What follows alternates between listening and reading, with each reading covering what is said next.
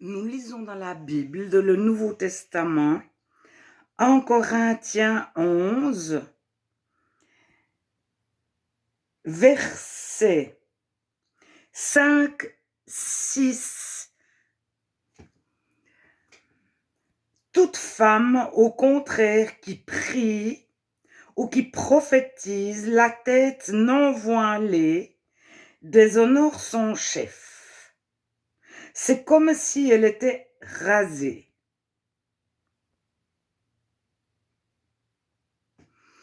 Alors, à ces époques, donc Paul écrit aux Corinthiens, aux habitants chrétiens de la ville de Corinthe. Et à ces époques, Corinthe, il faut la voir comme Paris by night, mais de jour et de nuit. C'est un mélange du carnaval de Rio et de la Gay Pride. Dans les rues, partout. Et les prostituées, en général, avaient la tête rasée. Si on regarde les statues de ces époques, des Grecs, les femmes en statue, elles sont souvent presque nues. Alors, de certaines cultures, les personnes qui lisent la Bible, par exemple, ils parlent d'Adam et d'Ève avant qu'ils aient des feuilles de vigne. C'est-à-dire, ils n'ont jamais eu de feuilles de vigne, ça c'est la légende, mais avant qu'ils soient habillés, Adam et Ève étaient tout bip. Il y a de certaines cultures des mots qu'on ne prononce pas. Et Telturien, qui est un chrétien qui a écrit dans les années 180, explique que les femmes chrétiennes se couvraient le corps d'un manteau, ce qu'on pourrait appeler une robe. Elles n'étaient pas nues et la tête rasée comme les prostituées. Alors, ce manteau a un nom, c'est une nuptia, c'est le même manteau que l'on mettait pour les mariages des femmes romaines environ. Il était de couleur jaune feu, presque orange. Il y a d'ailleurs une fleur qui s'appelle du même nom actuellement, j'ai perdu le nom de la fleur. Donc, toute femme, au contraire, qui prie ou qui prophétise. Alors, que veut dire une femme qui prophétise? En 1 Corinthiens 14, 2-3 chapitres plus loin, le prophète est décrit. C'est celui qui exhorte, qui encourage, console, c'est le même mot, qui instruit. Donc, tous pouvaient instruire, exhorter, prophétiser à tour de rôle.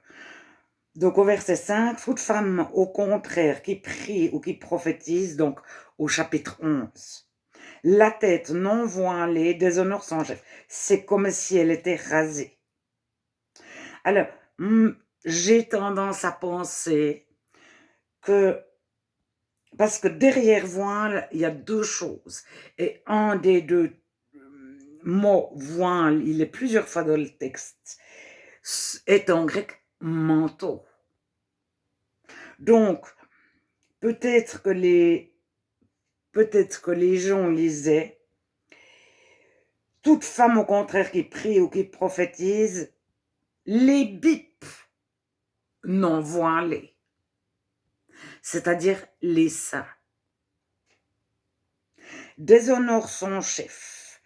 C'est comme si elle était rasée, c'est comme si elle était une prostituée.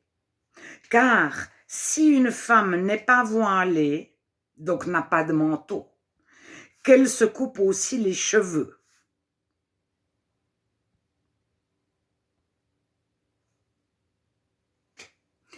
Alors, actuellement, de certaines régions du monde ou de certains groupes de chrétiens, toutes les femmes portent un voile sur la tête. Dans d'autres groupes, aucune femme. Dans d'autres groupes, c'est mélangé. Et dans un sens, personnellement, je m'adapterai. Si j'arrive dans un groupe de chrétiens, super, ils sont des chrétiens de cœur. L'habillement est peu de choses. Maintenant, de l'autre sens, je me dis, les gens non chrétiens se disent, ça dépend toujours de la région du monde et des habitudes des gens, de ce qu'ils voient. Mais ils se disent, tiens, ces chrétiens, ces chrétiennes toutes voilées, ben, j'aurais tendance à ne pas mettre de voile pour donner la possibilité aux non-chrétiens de se dire, tiens, dans cette église, c'est pas sectaire, parce que certaines femmes ne sont pas voilées. Mais ça, c'est moi qui pense. La meilleure réponse, c'est Dieu, qu'est-ce que je fais?